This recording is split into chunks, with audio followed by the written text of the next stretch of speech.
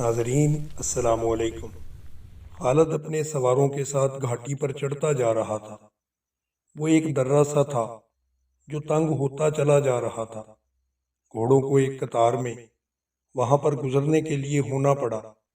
رسول کریم صلی اللہ علیہ وآلہ وسلم زخموں سے چور ہو چکے تھے۔ حضرت عمر رضی اللہ عنہ نے جب خالد اور اس کے سواروں کو اوپر آتے ہوئے دیکھا تو وہ تلوار نکال کر کچھ نیچے اترے۔ ولید کے بیٹے حضرت عمر رضی اللہ عنہ نے للکارا، اگر لڑائی لڑنا چاہتے ہو تو اس درہ کو اچھی طرح سے دیکھ لو، اس کی تنگی بھی دیکھو اور اس چڑھائی کو بھی دیکھ لو۔ کیا تم اپنے سواروں کے ساتھ ہمارے ہاتھ سے بچ کر نکل جاؤ گے؟ خالد لڑنے کے فن کو خوب سمجھتا تھا۔ اس نے دیکھ لیا تھا کہ یہ جگہ گھوڑوں کو گھما پھرا کر لڑانے کے لیے موزوں نہیں بلکہ خطرناک ہے۔ خالد نے خاموشی سے اپنا گھوڑا گھمایا اور اپنے سواروں کے ساتھ وہاں سے نیچے اتر آیا۔ جنگ احد ختم ہو چکی تھی۔ قریش اس لحاظ سے برتری کا دعویٰ کر سکتے تھے کہ انہوں نے مسلمانوں کو زیادہ نقصان پہنچایا، لیکن یہ جنگ ہار جیت کے بغیر ختم ہو گئی تھی۔ لیکن یہ ہماری شکست تھی۔ خالد کو جیسے اپنی آواز سنائی دی۔ مسلمانوں کی نفری 700 تھی اور ہم 3000 تھے۔ ہمارے پاس 200 گھوڑے تھے۔ ہماری فتح تب ہوتی جب ہم محمد صلی اللہ علیہ وآلہ وسلم کو قتل کر دیتے۔ خالد نے اپنے آپ میں جھنجھلاہٹ محسوس کی۔ اسی پر ایسی کیفیت طاری ہو گئی کہ اس کے دانت بجنے لگے۔ اسے جنگ کا آخری منظر یاد آنے لگا۔ اس نے بھیانک یاد کو ذہن سے نکالنے کے لیے سر کو جھٹکا دیا، لیکن مکھیوں کی طرح یہ یاد اس کے ارد گرد بن بناتی رہی۔ اسے اپنے آپ میں شرم سی محسوس ہونے لگی۔ جنگجو یوں نہیں کیا کرتے۔ خالد جب حضرت عمر رضی اللہ عنہ کی للکار پر واپس آ رہا تھا تو اس بلندی سے اس کی نظر میدان جنگ میں پڑی۔ وہاں لاشیں بکھری ہوئی تھیں، شاید ان میں بے ہوش زخمی بھی ہوں گے۔ لاشوں اور زخمیوں کو اٹھانے کے لیے نہ بھی مسلمان آگے بڑھے تھے نہ اہل قریش۔ خالد کو ابو سفیان کی بیوی ہند نظر آئی۔ وہ ہاتھ میں خنجر لیے ہوئے دوڑے چلی آ رہی تھی۔ اس کے اشارے پر قریش کی وہ عورتیں جو قریش کے لشکر کے ساتھ آئی تھیں اس کے پیچھے پیچھے دوڑتی آ رہی تھیں۔ ہند ہر ایک لاش کو دیکھتی تھی۔ وہ اونچے قد کی اور فربہی مائل جسم کے پہلوان قسم کی عورت تھی۔ وہ ہر ایک لاش کو دیکھتی تھی۔ کوئی لاش اوندے منہ پڑی ہوئی نظر آتی تو وہ پاؤں کی ٹھوکر سے اس لاش کو سیدھا کر کے دیکھتی۔ اس نے اپنے ساتھ کی عورتوں سے کہا کہ وہ حمزہ رضی اللہ عنہ کی لاش تلاش کریں۔ اسے حضرت حمزہ رضی اللہ عنہ کی لاش مل گئی۔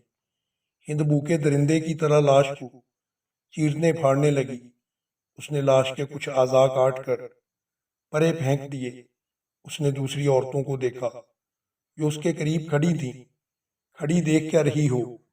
ہند نے ان عورتوں سے یوں کہا جیسے وہ بالکل پاگل ہو چکی ہو۔ یہ دیکھو، میں نے اپنے باپ، اپنے چچا اور اپنے بیٹے کے قاتل کی لاش کا کیا حال کر دیا۔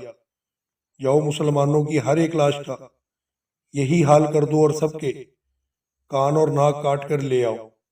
اب وہ عورتیں مسلمانوں کی لاشوں کو چیرنے پھاڑنے کے لیے وہاں سے ہٹ گئیں تو ہند نے خنجر سے حمزہ رضی اللہ عنہ کا پیٹ چاک کر کے ان کے اندر ہاتھ ڈالا۔ اس کا ہاتھ باہر آیا تو اس میں حضرت حمزہ رضی اللہ عنہ کا کلیجہ تھا جو ہند نے خنجر سے کاٹ لیا۔ اس نے اسی پر اکتفا نہ کیا بلکہ اس کلیجے کا ایک ٹکڑا کاٹ کر اس کو اپنے منہ میں ڈال لیا اور بری طرح اسے چبانے لگی۔ لیکن تھوڑی دیر بعد اس نے کلیجے کے اس ٹکڑے کو اگل دیا۔ خالد کو دور ابو سفیان کھڑا نظر آیا۔ ہند کی اس وحشیانہ حرکت نے خالد کا مزہ کرکرا کر دیا تھا۔ وہ جنگجو تھا۔ وہ صرف آمنے سامنے آ کر لڑنے والا آدمی تھا۔ اپنے دشمن کی لاشوں کے ساتھ یہ سلوک نہ صرف یہ کہ اسے پسند نہ آیا بلکہ اس نے نفرت کی نگاہ سے دیکھا۔ ابو سفیان کو دیکھ کر خالد اپنے گھوڑے کو ایڑ لگائی اور ابو سفیان کے پاس جا کر اپنا گھوڑا روک دیا۔ ابو سفیان، خالد نے غصے اور حقارت کے ملے جلے لہجے میں کہا، کیا تم اپنی بیوی اور ان عورتوں کی اس وحشیانہ حرکت کو پسند کر رہے ہو؟ ابو سفیان نے خالد کی طرف ایسی نگاہوں سے دیکھا جن میں بے بسی جھلک رہی تھی اور صاف پتہ چلتا تھا کہ اسے لاشوں کے ساتھ اپنی بیوی کا یہ سلوک پسند نہیں۔ خاموش کیوں ہو ابو سفیان؟ تم ہند کو جانتے ہو خالد؟ ابو سفیان نے دبی سی زبان میں کہا، یہ عورت اس وقت پاگلوں سے بدتر ہے۔ اگر میں یا تم اسے روکنے کے لیے آگے بڑھے تو یہ خنجر سے ہمارے پیٹ بھی چاک کر دے گی۔ خالد ہند کو جانتا تھا، وہ ابو سفیان کی بے بسی کو سمجھ گیا۔ ابو سفیان نے سر جھکایا، گھوڑے کی لگام کو جھٹکا دیا اور منہ پھیر کر دوسری طرف چل پڑا۔ خالد بھی اس کو برداشت نہیں کر سکا تھا جب ہند حمزہ رضی اللہ عنہ کی لاش کا کلیجہ چبا کر اگل چکی تو اس نے پیچھے دیکھا۔ اس کے پیچھے جبیر بن مطعم کا غلام وحشی بن حرب کھڑا تھا۔ اس کے ہاتھ میں افریقہ کی بنی ہوئی وہی برچھی تھی جس سے اس نے حمزہ رضی اللہ عنہ کو شہید کیا تھا۔ یہاں کیا کر رہے ہو؟ ہندا نے تہمکانہ لہجے میں اس سے کہا، جاؤ اور مسلمانوں کی لاشوں کے ٹکڑے کر دو۔ وحشی بن حرب بولتا بہت کم تھا۔ اس کی کوشش یہی ہوتی تھی کہ زیادہ سے زیادہ بات اشاروں میں کر لی جائے۔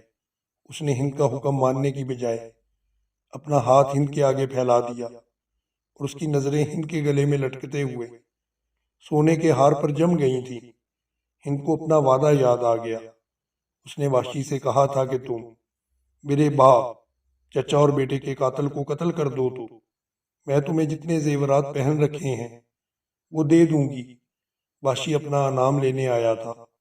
ہند نے اپنے تمام زیورات اتار کر وحشی بن حرب کے پھیلے ہوئے ہاتھ پر رکھ دیے۔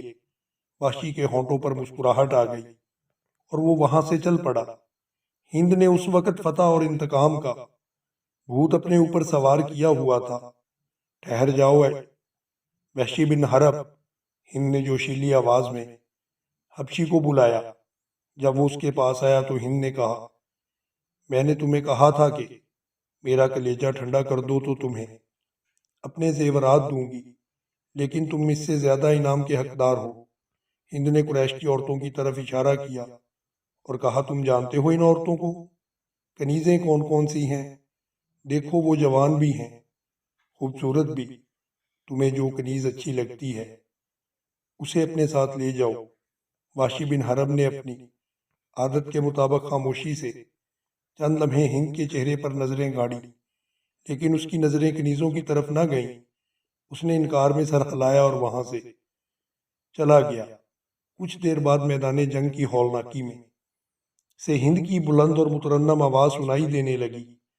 ابن حشام کے مطابق اس نے ترنم سے جو نغمہ گایا اس کے الفاظ کچھ اس طرح سے تھے، ہم نے بدر کے مارکے کا حساب برابر کر لیا ہے۔ ایک خون ریز مارکے کے بدلے ہم نے ایک خون ریز مارکا لڑ لیا ہے۔ اتبا کا غم میری برداشت سے باہر تھا۔ اتبا میرا باپ تھا، مجھے چچا کا بھی غم تھا اور اپنے بیٹے کا بھی غم تھا۔ اب میرا سینہ ٹھنڈا ہو گیا ہے، میں نے اپنی قسم پوری کر لی ہے۔ وحشی نے میرے دل کا درد اس کا مداوا بنا۔ میں عمر بھر وحشی کا احسان یاد رکھوں گی، اس وقت تک جب تک میری ہڈیاں قبر کی مٹی میں مل کر مٹی نہیں ہو جاتی۔ ابو سفیان اس بھیانک منظر کو برداشت نہ کر سکا تھا۔ وہ پہلے ہر منہ پھیر کر جا چکا تھا۔ اس نے اپنے دو ساتھیوں سے کہا تھا کہ اسے یقین نہیں آ رہا کہ محمد صلی اللہ علیہ وآلہ وسلم زندہ ہیں۔ خالد نے دور سے کسی اور کو دیکھ کر سمجھ لیا ہوگا کہ وہ محمد صلی اللہ علیہ وآلہ وسلم ہے۔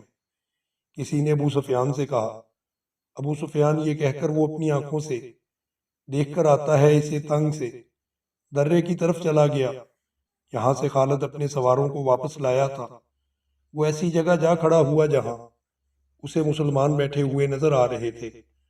محمد صلی اللہ علیہ وآلہ وسلم کے پیروکاروں، ابو سفیان نے بلند آواز سے کہا، کیا تم میں سے محمد صلی اللہ علیہ وآلہ وسلم زندہ ہے؟ لوگوں نے آواز سنی تو اپنے ارد گرد بیٹھے ہوئے مسلمانوں کو اشارہ کیا کہ وہ خاموش رہیں۔ ابو سفیان نے اپنا سوال اور زیادہ بلند آواز میں دہرایا۔ اب بھی اسے کوئی جواب نہ ملا۔ کیا ابو بکر تم میں زندہ موجود ہے؟ ابو سفیان نے بلند آواز سے پوچھا۔ اب بھی اسے کوئی جواب نہ ملا۔ 3 بار پوچھنے کے باوجود مسلمان خاموش رہے۔ کیا عمر زندہ ہے؟ ابو سفیان نے پوچھا۔ اب کے بھی مسلمانوں نے خاموشی اختیار کیے رکھی۔ ابو سفیان نے گھوڑے کو دوڑایا۔ اس نے نیچے دیکھا۔ قریش کے بہت سے آدمی رسول اکرم صلی اللہ علیہ وآلہ وسلم کے متعلق صحیح خبر سننے کو بے تاب کھڑے تھے۔ اے اہل قریش، ابو سفیان نے چلا کر اعلان کیا، محمد صلی اللہ علیہ وآلہ وسلم زندہ نہیں، ابو بکر و عمر بھی زندہ نہیں ہیں۔ اب مسلمان تمہارے سائے میں سے بھی ڈریں گے۔ خوشیاں مناؤ، ناچو۔ اہل قریش ناچنے اور ہلڑ مچانے لگے، لیکن گرجتی ہوئی ایک آواز نے انہیں خاموش کر دیا۔ اے دشمن خدا! درے کی بلندی سے حضرت عمر رضی اللہ عنہ کی آواز گونجی۔ اتنا جھوٹ نہ بول، وہ تینوں زندہ ہیں جن کے نام لے کر تو انہیں مردہ کہہ رہا ہے۔ اپنے قبیلے کو دھوکے مت دے، تجھے تیرے گناہوں کی سزا دینے کے لیے ہم سب زندہ موجود ہیں۔ ابو سفیان نے طنزیہ کہا لگایا اور بلند آواز سے بولا، ابن الخطاب، تیرا خدا تجھے ہم سے محفوظ رکھے۔ کیا تو اب بھی ہمیں سزا دینے کی بات کر رہا ہے؟ کیا تو یقین سے کہتا ہے کہ محمد صلی اللہ علیہ وآلہ وسلم ابھی تک زندہ ہیں؟ اللہ کی قسم ہمارے نبی زندہ ہیں۔ حضرت عمر بن الخطاب کی آواز جواب میں گرجی، اللہ کے رسول صلی اللہ علیہ وآلہ وسلم تمہارا ایک ایک لفظ سن رہے ہیں۔ عربوں میں رواج تھا کہ ایک مارکہ ختم ہونے کے بعد دونوں فریقوں کے سردار یا سالار ایک دوسرے پر تانوں اور بگٹیوں کے تیر برسایا کرتے تھے۔ ابو سفیان اسی دستور کے مطابق دور کھڑا حضرت عمر رضی اللہ عنہ سے ہم کلام تھا۔ تم حبل اور عزا کی عظمت کو نہیں جانتے، ابو سفیان نے کہا۔ حضرت عمر رضی اللہ عنہ نے رسول اکرم صلی اللہ علیہ وآلہ وسلم کی طرف دیکھا۔ آپ صلی اللہ علیہ وآلہ وسلم اونچا بول نہیں سکتے تھے۔ آپ نے حضرت عمر رضی اللہ عنہ کو بتایا کہ وہ ابو سفیان کو کیا جواب دیں۔ وہ باطل کے پجاری حضرت عمر رضی اللہ عنہ نے بلند آواز میں کہا، اللہ کی عظمت کو پہچان، جو سب سے بڑا ہے، جو سب سے زیادہ طاقت والا ہے۔ ہمارے پاس حبل جیسا دیوتا اور عزا جیسی دیوی ہے۔ ابو سفیان نے کہا، کیا تمہارے پاس کوئی ایسا دیوتا یا دیوی ہے؟ ہمارے پاس اللہ ہے۔ رسول کریم صلی اللہ علیہ وآلہ وسلم نے حضرت عمر رضی اللہ عنہ کی زبان سے کہلوایا۔ جو حضرت عمر رضی اللہ عنہ نے بلند آواز میں کہا، تمہارا کوئی خدا نہیں۔ جنگ کا فیصلہ ہو چکا تھا۔ ابو سفیان نے کہا، تم نے بدر میں فتح پائی تھی، ہم نے اس پہاڑی کے دامن میں تم سے انتقام لے لیا۔ اگلے سال ہم تمہیں بدر کے میدان میں ہی مقابلے کے لیے للکاریں گے انشاءاللہ۔ حضرت عمر نے رسول اکرم صلی اللہ علیہ وآلہ وسلم کے الفاظ بلند آواز سے دہرائے۔ اب تمہارے ساتھ ہماری ملاقات بدر کے میدان میں ہی ہوگی۔ ابو سفیان نے گھوڑا موڑا۔ گھوڑا 2 قدم ہی چلا ہوگا کہ اس نے گھوڑے کو روک دیا۔ اے عمر، ابو بکر اور محمد صلی اللہ علیہ وآلہ وسلم، ابو سفیان نے اب ذرا ٹھہری ہوئی آواز میں کہا، تم جب میدان سے اپنی لاشیں اٹھاؤ گے تو تمہیں کچھ ایسی لاشیں بھی ملیں گی جن کے اعضاء کٹے ہوئے ہوں گے اور انہیں چیڑا پھاڑا گیا ہوگا۔ خدا کی قسم، میں نے کسی کو ایسا کرنے کا حکم نہیں دیا، اور میں نے تمہاری لاشوں کے ساتھ یہ سلوک بالکل بھی پسند نہیں کیا۔ اگر اس کا الزام مجھ پر عائد کرو گے تو میں اسے اپنی توہین سمجھوں گا۔ ابو سفیان نے گھوڑا موڑا اور گھوڑے کو ایڑ لگا دی۔ چلتے چلتے خالد کے گھوڑے نے اپنے آپ سے ہی رخ بدل لیا۔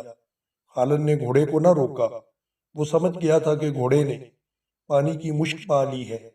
کچھ دور جا کر گھوڑا خود بخود نیچے اترنے لگا۔ خالد کو یہ مقام یاد آ گیا۔ جنگ احد کے بعد واپسی پر قریش کچھ دن یہاں قیام کے لیے رک گئے تھے۔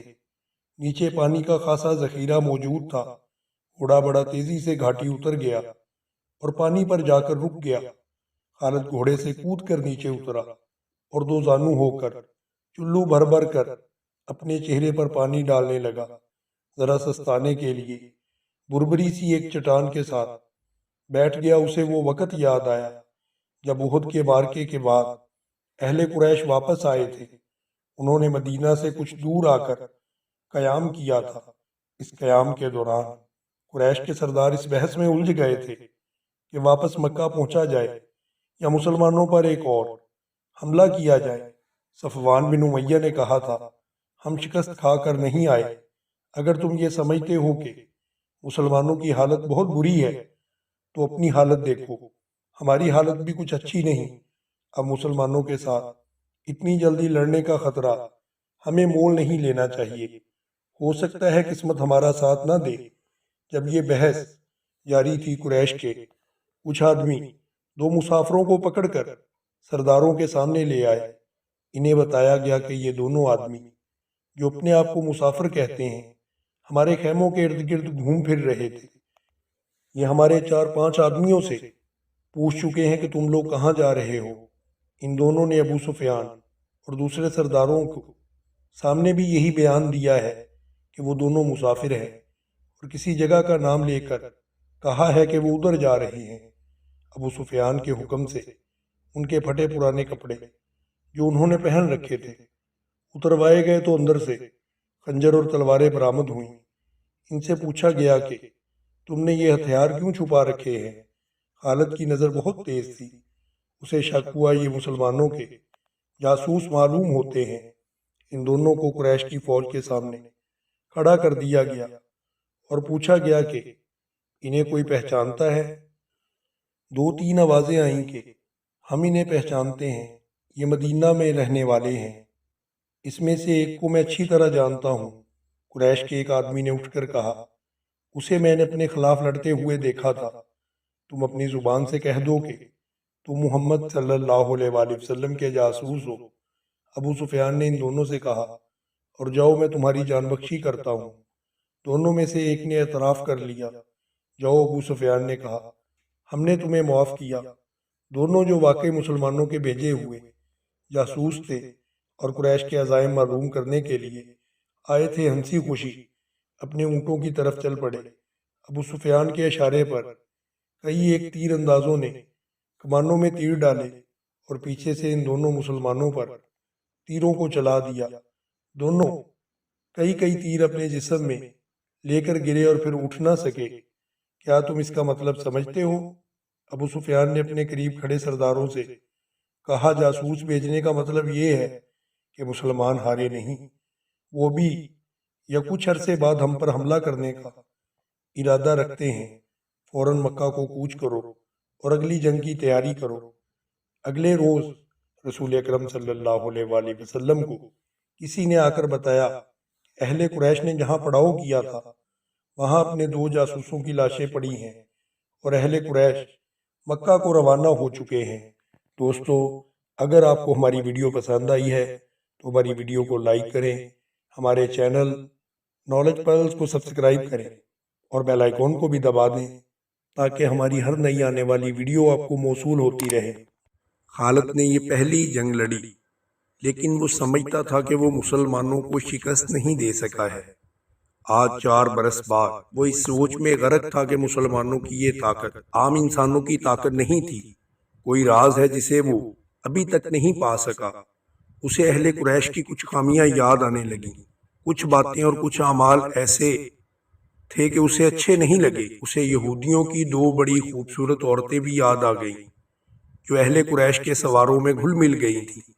وہ جانتا تھا کہ یہودی اپنی نسوانی حسن کے جادو سے اہل قریش پہ چھا جانے کی اور انہیں مسلمانوں کے خلاف استعمال کرنے کی کوشش کر رہے ہیں۔ یہ طریقہ اسے پسند نہ تھا، لیکن ان میں سے ایک عورت ایک روز خالد سے ملی تو خالد نے محسوس کیا کہ یہ عورت جو کچھ کہہ رہی ہے اس میں عقل و دانش ہے۔ اس عورت کے حسن و جوانی کا اپنا ایک اثر تھا، لیکن طلسم جو اس کی زبان میں تھا اس کا اثر خالد نے بھی محسوس کیا تھا۔ کچھ دیر تک یہ عورت خالد کے خیالوں پر چھائی رہی۔ اس کا گھوڑا ہنہنایا تو خالد جیسے خوف سے بیدار ہو گیا۔ وہ تیزی سے اٹھا، گھوڑے پر سوار ہوا اور پھر مدینہ کے راستے پر ہو لیا۔ ولید کا بیٹا خالد شہزادہ تھا، عیش و عشرت کا بھی دل دادا تھا، لیکن فن حرب و ضرب کا جنون ایسا تھا کہ عیش و عشرت کو اس جنون پر حاوی نہیں ہونے دیتا تھا۔ مدینہ کی طرف جاتے ہوئے وہ حسین و جمیل یہودن کو یاد کر رہا تھا جس کا نام یوحاوا تھا۔ اس نے اس یہودن کو ذہن سے نکال دیا، لیکن یوحاوا رنگ برنگی تتلی بن کر اس کے ذہن میں اڑتی رہی۔ خالد اسے ذہن سے نکال نہ سکا۔ خالد کے ذہن میں اڑتی ہوئی اس تتلی کے رنگ پھیکے پڑنے لگے، پھر تمام رنگ مل کر سرخ ہو گئے، خون جیسے سرخ۔ یہ ایک بھیانک یاد تھی۔ خالد نے اسے ذہن سے اگل دینے کی بہت کوشش کی، لیکن تتلی جو زہریلی بھیڑ بن چکی تھی اس کے ذہن سے نکل نہ سکی۔ یہ معرکہ احد کے 3-4 ماہ بعد کا ایک واقعہ تھا۔ یہ ایک سازش تھی جس میں وہ شریک نہ تھا، لیکن وہ قبیلہ قریش کا ایک بڑا ہی اہم فرد تھا۔ مسلمانوں کے خلاف کسی سازش میں شریک نہ ہونے کے باوجود وہ دعویٰ نہیں کر سکتا تھا کہ وہ اس میں شریک نہیں تھا۔ معرکہ احد میں زخمی ہونے والے بعض اہل قریش کے زخم ابھی تک ٹھیک نہیں ہوئے تھے کہ ایک روز خالد کو خبر ملی کہ مدینہ سے 6 مسلمان تبلیغ اسلام کے لیے رجی کی طرف جا رہے تھے کہ عفان سے تھوڑی دور ایک غیر مسلم قبیلے نے انہیں روک لیا اور ان میں سے 2 کو مکہ لایا گیا اور انہیں نیلام کیا جا رہا ہے۔ خالد دوڑتا ہوا وہاں گیا۔ وہ 2 مسلمان خبیب بن عدی اور زید بن الرسنہ رضی اللہ عنہ تھے۔ خالد دونوں کو جانتا پہچانتا تھا، وہ اسی کے قبیلے کے افراد ہوا کرتے تھے۔ انہوں نے اسلام قبول کر لیا تھا۔ ان میں حب رسول صلی اللہ علیہ وآلہ وسلم کا یہ عالم تھا کہ رسول خدا صلی اللہ علیہ وآلہ وسلم پر جانیں قربان کرنے کو تیار رہتے تھے۔ رسول خدا صلی اللہ علیہ وآلہ وسلم انہیں بہت عزیز رکھتے تھے۔ خالد نے دیکھا کہ انہیں ایک چبوترے پر کھڑا کر دیا گیا تھا اور ارد گرد اہل قریش کا ہجوم تھا۔ ایک غیر مسلم قبیلے کے 4 افراد ان کے پاس کھڑے تھے، دونوں کے ہاتھ رسیوں میں بندھے ہوئے تھے۔ یہ دونوں مسلمان ہیں۔ ایک آدمی چبوترے پر کھڑا اعلان کر رہا تھا، یہ دونوں احد میں تمہارے خلاف لڑے تھے، ان کے ہاتھوں تمہارے عزیز اور خون کے رشتہ دار مارے گئے تھے۔ ہے کوئی جو انتقام کی آگ بجھانا چاہتا ہے؟ انہیں خریدو، انہیں اپنے ہاتھوں قتل کرو اور خون کے بدلے خون بہاؤ۔ یہ آدمی سب سے اونچی بولی دینے کو ملیں گے، بولو۔ 2 گھوڑے، ایک آواز آئی، بولو، بڑھ کر بولو۔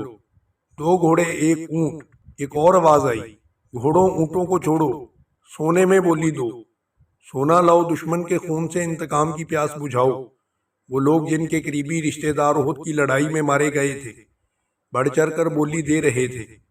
خبیب اور زید رضی اللہ عنہم چپ چاپ کھڑے تھے، ان کے چہروں پر خوف نہ تھا اور نہ ہی گھبراہٹ تھی، ہلکی سی بے چینی بھی نہیں تھی۔ خالد ہجوم کو چیرتا ہوا آگے گیا۔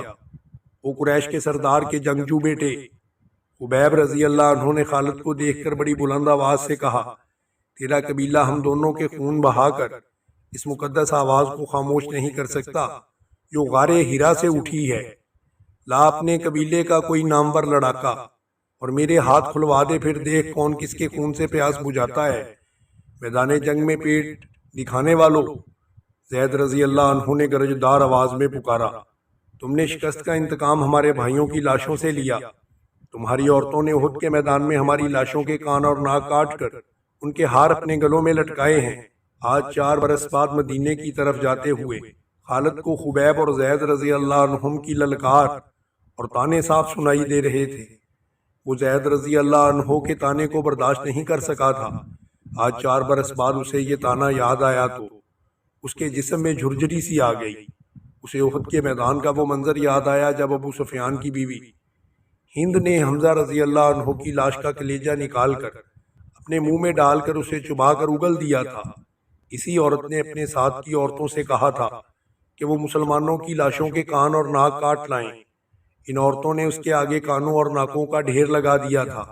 ہند نے ان کا ہار بنا کر اپنے گلے میں ڈالا تھا اور وہ پاگلوں کی طرح میدان میں گیت گاتی اور ناچتی پھرتی تھی۔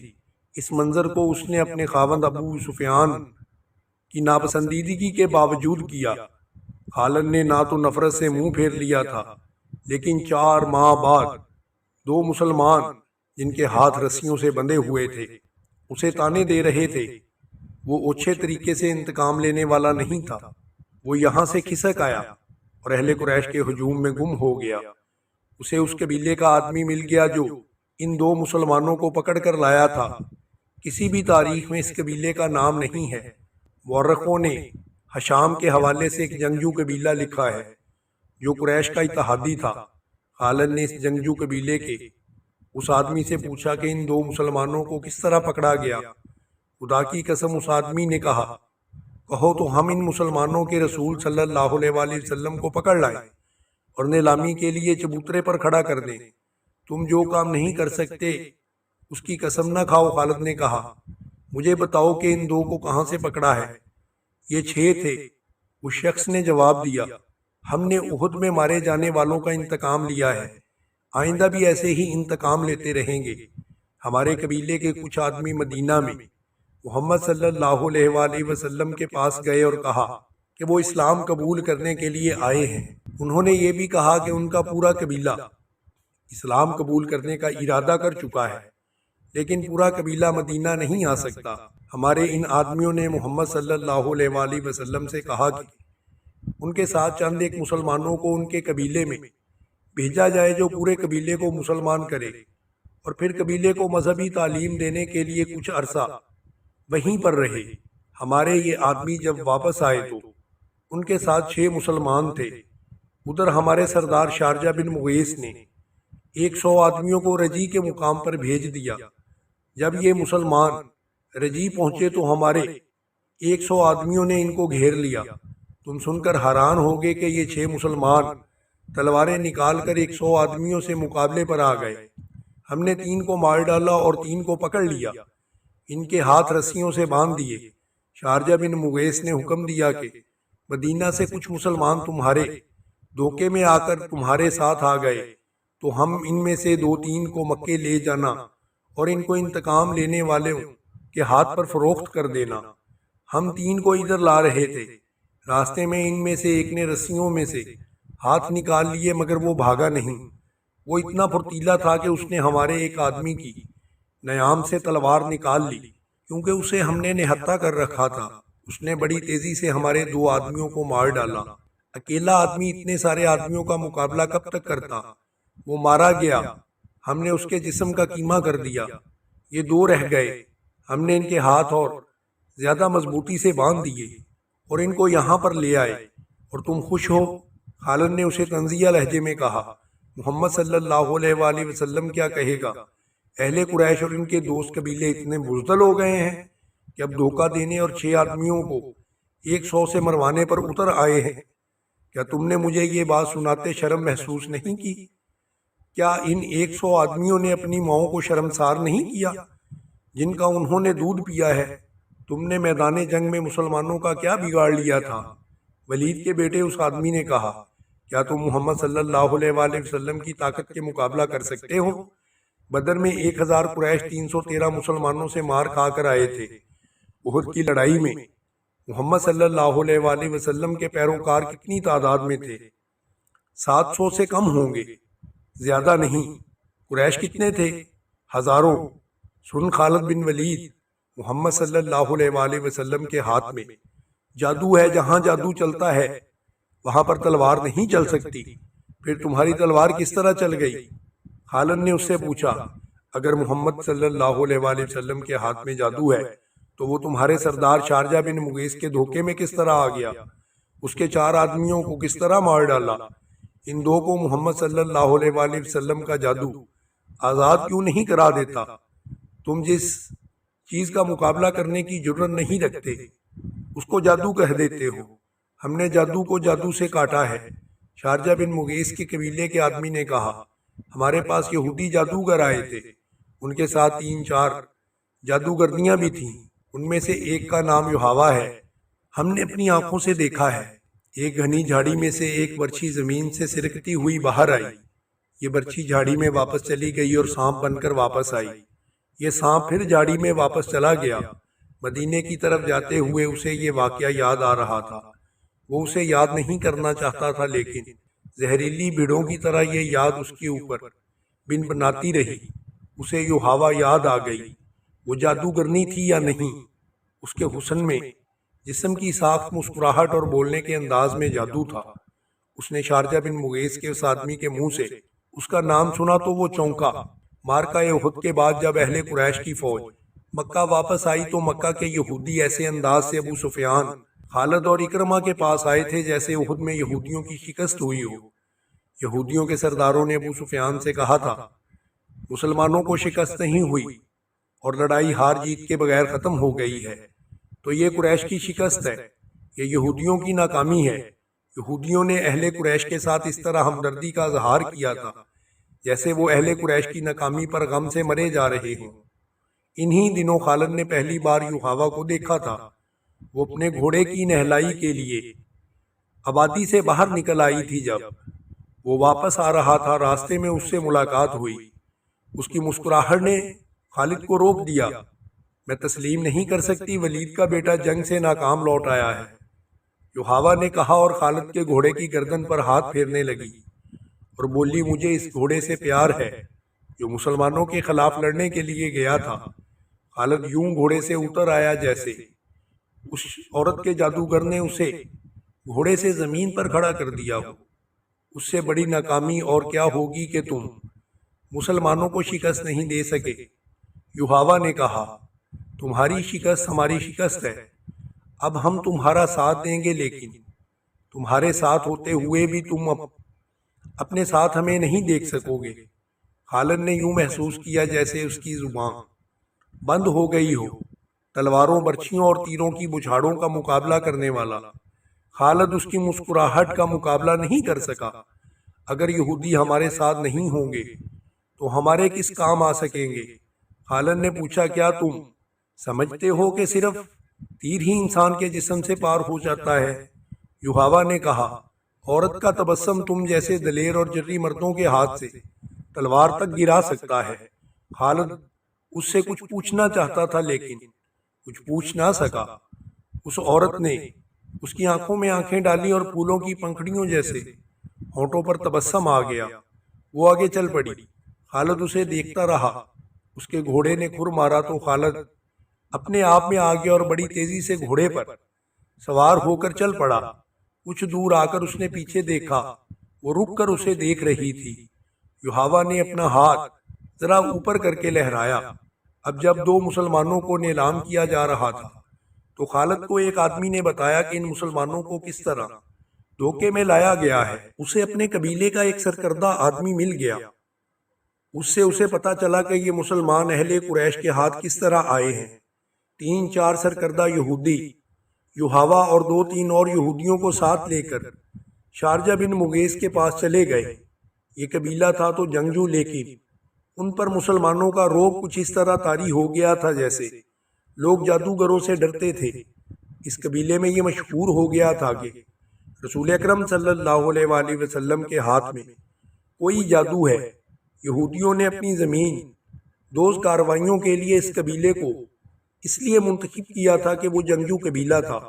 یہودی بڑی دانشمند قوم تھی۔ انہوں نے سوچا کہ اگر مسلمانوں کے جادو کا وہم پھیل گیا تو دوسرے قبیلے بھی اس سے متاثر ہوں گے۔ یہ یہودی اس قبیلے کے سردار شارجہ بن مغیث کے پاس گئے اور اس کا یہ وہم دور کرنے کے لیے کہ مسلمان جادوگر ہیں اسے بہت کچھ کہا، لیکن شارجہ بن مغیث نے تسلیم نہ کیا۔ رات کو یہودیوں کے کہنے پر شارجہ بن مغیث نے ان مہمانوں کی ضیافت کا انتظام باہر کھلے آسمان تلے کیا۔ ان یہودیوں نے اپنے ہاتھوں اپنے میزبانوں کو شراب پلائی۔ شارجہ بن مغیث نے اس کے قبیلے کے چند آدمی، ایک سرکردہ افراد کو جو شراب پلائی گئی تھی اس میں یہودیوں سے کوئی صفوف سا ملا دیا تھا۔ پھر یہودیوں نے اپنے جادو کے شعبدے دکھانے شروع کر دیے۔ یوحاوا نے اپنے حسن کا جادو چلایا۔ اس کا ذریعہ ایک رقص بھی تھا جس میں یہ یہودنے نیم برہنہ تھی۔ ناچتے ناچتے ان کے جسموں پر جو دھورے سے لباس تھے وہ بھی سرک کر زمین پر جا پڑے۔ یہودی اپنے سازندے ساتھ لے گئے تھے۔ اگلے روز جب شارجہ بن مغیث کی آنکھ کھلی تو اسے محسوس ہوا جیسے وہ بڑے ہی حسین خواب سے جاگا ہو۔ اس نے خیالات بدلتے ہوئے کچھ دیر بعد اپنے قبیلے کے دوسرے سرداروں کے ساتھ یہودیوں کے پاس بیٹھ کر ان سے پوچھا۔ یہودنے بھی وہاں پر موجود تھیں۔ یوحاوا کو دیکھ کر وہ بے قابو سا ہو گیا تھا۔ اس نے لپک کر اس کا بازو پکڑا اور اسے کھینچ کر اپنے پاس بٹھا لیا۔ ضروری نہیں کہ دشمن کو میدان میں للکار کر اسے شکست دی جائے۔ ایک یہودی نے کہا ہم مسلمانوں کو دوسرے طریقوں سے بھی ختم کر سکتے ہیں۔ اس کا ایک طریقہ ہم تمہیں بتاتے ہیں۔ خالد کو بتایا گیا کہ ان 6 مسلمانوں کو مدینے سے دھوکے سے لانے کا یہ طریقہ یہودیوں نے بتایا تھا، اور شارجہ بن مغیث جو آدمی رسول کریم صلی اللہ علیہ وآلہ وسلم کے پاس بھیج چکا تھا، ان میں ایک یہودی بھی تھا۔ خالد مسلمانوں کو اپنا بدترین دشمن سمجھتا تھا، لیکن اسے یہ غیر جنگی طریقے بالکل بھی اچھے نہیں لگتے تھے۔ خالد اپنے گھر گیا، اپنی ایک خادمہ سے کہا کہ وہ یحاوہ یہودن کو بلا لائے۔ یحاوہ اتنی جلدی سے اس کے پاس آئی جیسے وہ اس کے بلاوے کے انتظار کے قریب ہی بیٹھی ہوئی ہو۔ تم نے مسلمانوں کو کامیابی سے دھوکہ دیا ہے، خالد نے یحاوہ سے کہا، اور مغیث کے قبیلے کے لوگ تمہیں جادوگرنی کہتے ہیں، لیکن یہ طریقہ مجھے پسند نہیں آیا۔ میری بات غور سے سنو خالد، تم اپنے قبیلے کے نامور جنگجو ہو، لیکن تم میں عقل کی کمی ہے۔ دشمن کو مارنا ہے تلوار سے مارو اور اسے تیکھی نظروں سے ہلاک کر دو۔ تیر اور تلوار چلائے بغیر دشمن کو کوئی مجھ جیسی عورت مار سکتی ہے؟ آج 4 برس بعد وہ جب صحرا میں تنہا جا رہا تھا تو یحاوہ کی یہ کی ہوئی باتیں اس کو یاد آ رہی تھیں۔ اس حد تک تو وہ خوش تھا کہ یہودی ان کے ساتھ تھے، لیکن اسے یہ بھی معلوم تھا کہ یہودی کی دوستی میں جہاں مسلمان کی دشمنی ہے وہاں ان کے اپنے مفادات بھی ہیں۔ البتہ اس نے یہ تسلیم کر لیا تھا کہ یحاوہ اگر جادوگرنی نہیں تو اس میں سراپا جادو کا کوئی اثر ضرور موجود ہے۔ خالد کا گھوڑا مدینے کی طرف چلا جا رہا تھا۔ اس کے ذہن میں پھر خبیب بن عدی اور زید بن البسنہ رضی اللہ عنہ کے خیالات آ گئے۔ لوگوں نے ان کی بولیاں بڑھ بڑھ کر دے دی۔ آخر سودا ہو گیا اور قریش کے 2 آدمیوں نے انہیں بہت سے سونے کے عوض خرید لیا۔ یہ دونوں آدمی ان دونوں صحابیوں کو ابو سفیان کے پاس لے گئے۔ ہم نے اپنے عقیدے سے ہٹ کر محمد صلی اللہ علیہ وآلہ وسلم کے پاس چلے جانے والے ان 2 آدمیوں کو اس لیے خریدا ہے کہ ان اہل قریش کے خون کا بدلہ لے سکیں جو احد کے میدان میں مارے گئے تھے۔ انہیں خریدنے والوں نے کہا، ہم انہیں آپ کے حوالے کرتے ہیں، آپ قریش کے سردار و سالار ہیں۔ ہاں، ابو سفیان نے کہا، مکہ کی زمین مسلمانوں کے خون کی پیاسی ہے، ان 2 مسلمانوں کا خون اپنی زمین کو پلا دو۔ لیکن مجھے یاد آ گیا ہے کہ یہ مہینہ جو گزر رہا ہے ہمارے دیوتاؤں عزا اور حبل کا مہینہ ہے، یہ مقدس مہینہ ہے ہمارے لیے، یہ مہینہ ختم ہو لینے دو۔ اگلے دن انہیں کھلے میدان میں لے جا کر لکڑی کے کھمبوں کے ساتھ باندھ دینا اور پھر وہاں پر مجھے بلا دینا۔ خالد نے جب ابو سفیان کا یہ حکم سنا تو اس کے پاس کیا، مجھے آپ کا یہ فیصلہ اچھا نہیں لگا۔ خالد نے ابو سفیان سے کہا، ہم دگنی اور تگنی تعداد میں ہوتے ہوئے اپنی زمین کو مسلمانوں کا خون نہیں پلا سکے، تو ہمیں حق حاصل نہیں کہ وہ 2 مسلمانوں کو دھوکے سے یہاں پر لا کر ان کا خون بہایا جائے۔ ابو سفیان، کیا آپ جانتے ہیں کہ مسلمانوں کا دھوکہ دینے والی 3-4 عورتیں بھی تھیں؟ آپ اپنے دشمن سے یہ کہلوانا پسند کریں گے کہ اہل قریش اب عورتوں کی آڑ میں بیٹھ گئے ہیں؟